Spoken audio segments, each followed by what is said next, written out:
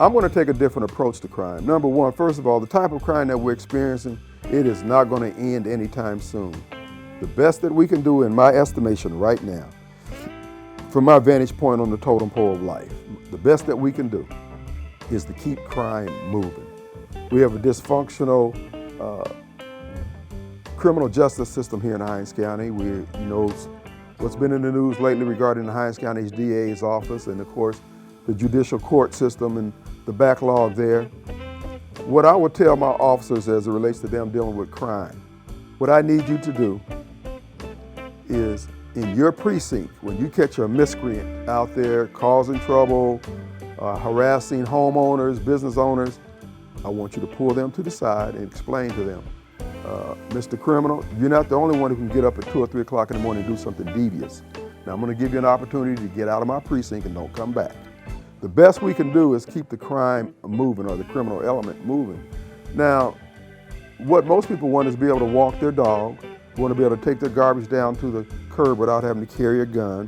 Business owners want to be able to offer their wares without a bum laying out in front of their business on the sidewalk or urinating in the doorways. So our officers are going to be responsible for keeping that riffraff moving. This is what I was saying about everybody has something to contribute. Just because you're poor don't mean you get to steal. Just because you're poor or homeless don't mean that you get to trash the city, the common areas of our life, which I mentioned to you earlier. We're going to try to help develop a more universal respect for the common areas of our life. In other words, you don't get to do everything you want simply because, I'm living my truth. Well, your truth can't be where you're infringing on the rights of others. So we're going to get back to basics. We're going back to those things that work, and good old-fashioned home training does not go out of style. And to the extent that we can implement it through city policies, we're going to do that. But as relates to the crime, the officer is going to have a lot more discretion on how they handle.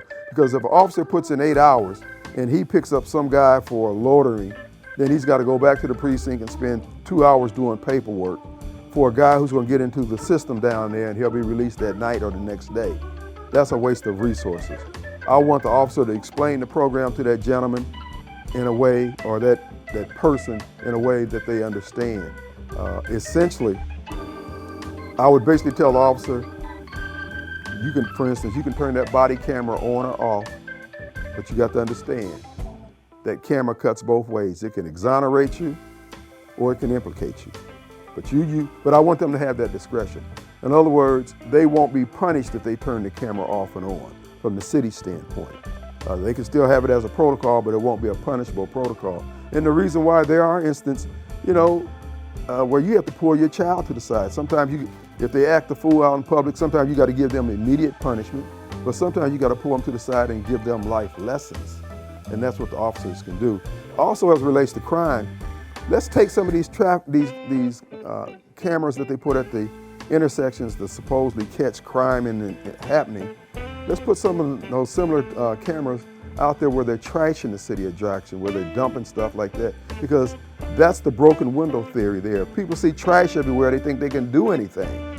And what we'll do, we'll put the cameras there, and then we have the monitors sitting in front of the jail cells down at Raymond. You got folks sitting down there all day long, and if all they can do is just look at that camera that's monitoring, say, Presto Lane over there or Judy Drive over there where they're dumping trash all the time, and they catch a license plate, and we're able to trace that license plate back and catch that person that was doing the dumping, we could put $20 on that prisoner's books at the commissary. So we've got, it goes back to what I was saying about managing assets. We got too many people sitting around on the government dime who we're not getting anything out of. So this is a win-win situation for all of it. And plus, there's government money available for that. So we can do things, just start tweaking some things.